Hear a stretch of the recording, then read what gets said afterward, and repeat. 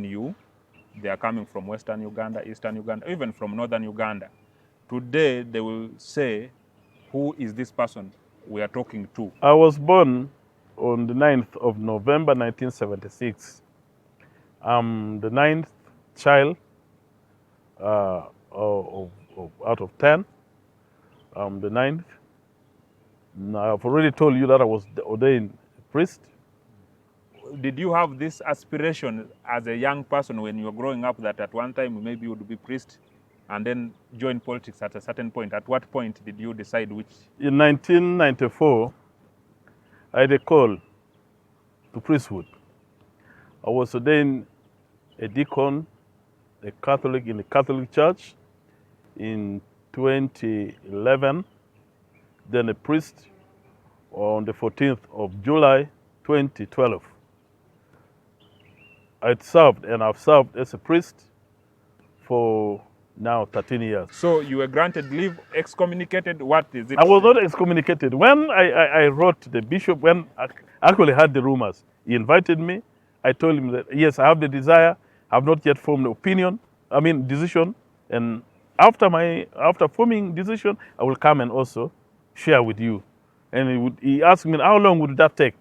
I said, give me a month, because I want to sit before the Lord and reflect over this. So he gave me what we call the suspension ad venia. Ad venia in Latin means you are being suspended from the faculty to celebrate public liturgies. If you are assumed you are done with the politics and you want to go back, definitely, I will just write indicating my intention to go back.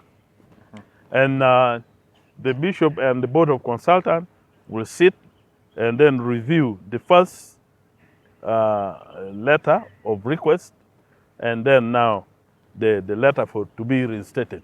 Based on what you are saying, the very many other priests who have actually joined politics and contributed to society in that form, do you think there is need for the church today in this modern society to adjust a bit?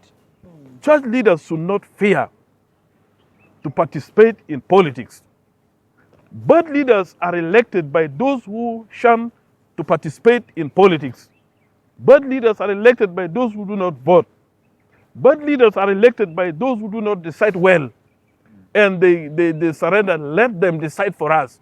And when a bad leader is elected and is in office and corruption is being practiced, then you hear that man, at the pulpit condemning. And that's why on the floor of Parliament, actually I was the one who raised that motion, who should have moved the motion on the anti-homosexuality. Only that the politics in the house there, that bill was hijacked. And I remember during that anti-homosexuality bill, the debate, is where you made a very important remark. There is nothing so sweet and so good for a man more than a woman. And for that reason, there should be no reason for a man to run after a man. Plato was asked, like the very question you are asking, how did you know that women are sweet? The sweetness, it is something intuitional, it is sacred, it is inborn. Only now, the environment creates the awareness to confirm we have all the knowledge, built in us in creation. Now, the environment just only creates the awareness. As a priest, I want to think, I've never been priest myself, but I want to think that you do not easily mingle the way you mingle today with members of the public, both female and female. Has this changed your perspective and even thinking of maybe having a family? Yes, there is a lot of misunderstanding. There are those who think that is an opportunity for them to move closer to me and to propose. I remember one time, a lady, we were having a workshop somewhere, a lady came, actually I sat near a lady, and she started sobbing. Then I tapped a colleague, I said, now, what could be the issue with this?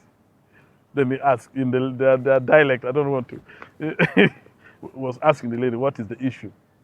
That God is really so kind. God has now answered my prayers. I've been praying for this moment, and the Lord has brought this man now close to me. So, those things are there. There are those who, but we have been trained to live with men, young or old, women, young or old.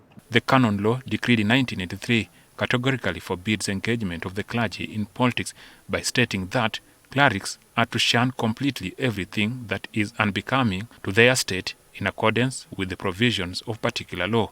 It goes on to clearly add that clerics are forbidden to assume public office whenever it means sharing the exercise of civil power.